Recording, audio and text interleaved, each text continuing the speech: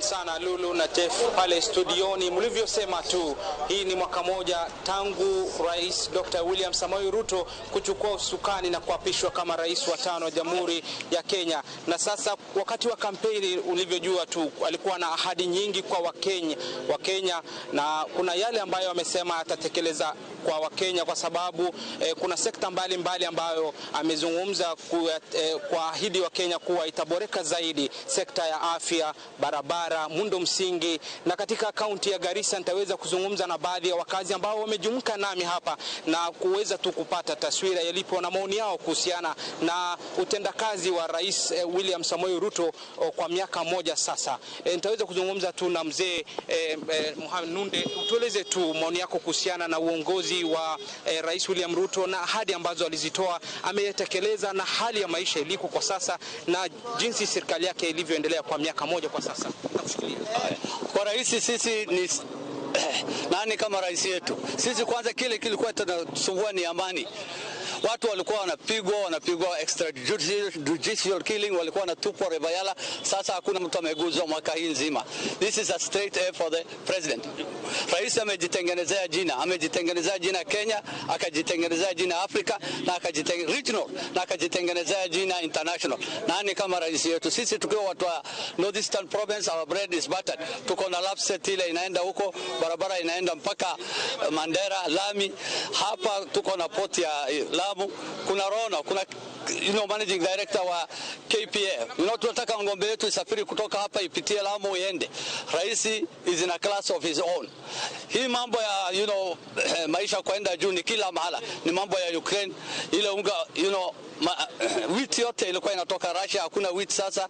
Ile gas ilikuwa inatoka Russia imefungwa. So ni hii embargoes na ni kila mahala iko na shida. Lakini rais amejaribu sana.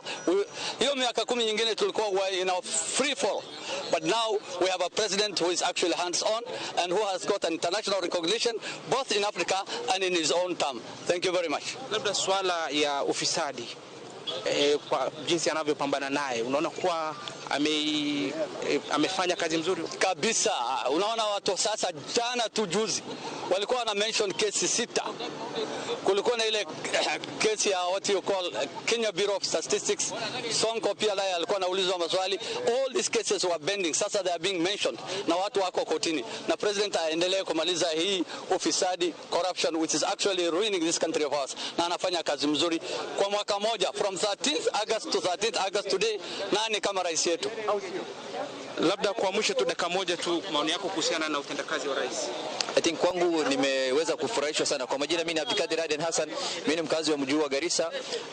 Jambo la kwanza, mimi ni mwana mazingira. Rais ameweza kuzindua kampeni ya kupanda miti bilioni 15. Yeye imenipatia morali kama kijana, na pia ningeomba rais vijana wengi zaidi waweze kuhusishwa katika hiyo kampeni. Jambo la pili, sisi kama eneo la kaskazini mashariki, serikali za mbeleni ilikuwa inatutenga sana, lakini kwa hii serikali ya Rais Ruto tunaona kwamba tunakaa kwa meza moja na wengine, Wakenya wengine. Jambo langu la tatu ni kwa mambo na ufisadi. Rais ameweza kupigana na ufisadi, na ningeomba kwamba counties ndio ufisadi kuu iko. Naomba kwamba hii fimbo ya ufisadi ikuje ingia kwa counties, kwa sababu Wakenya wameanza kuingiza baridi. Wale watu walikuwa naiba mali ya umma, hata wafanyikazi wa serikali wameweza kuwa na uoga zaidi.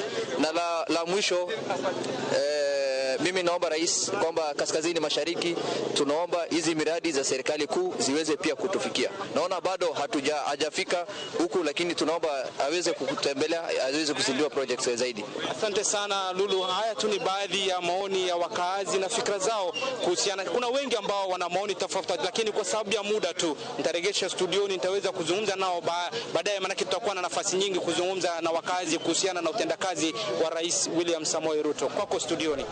Naam, shukran sana Faisal Abdurrahman. Kwa hakika amepata sifa kede kede.